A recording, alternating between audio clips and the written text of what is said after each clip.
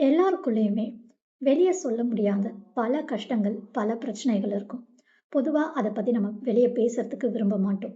Because நம்ம பிரச்சனைகள பத்தி சொன்னா, நம்மள ஜட்ஜ் பண்ணிடுவாங்களோ, வீக்கா நெனச்சுருவாங்களோன்னு நமக்குள்ளேயே அந்த பிரச்சனைகள வச்சுட்டுருப்போம்.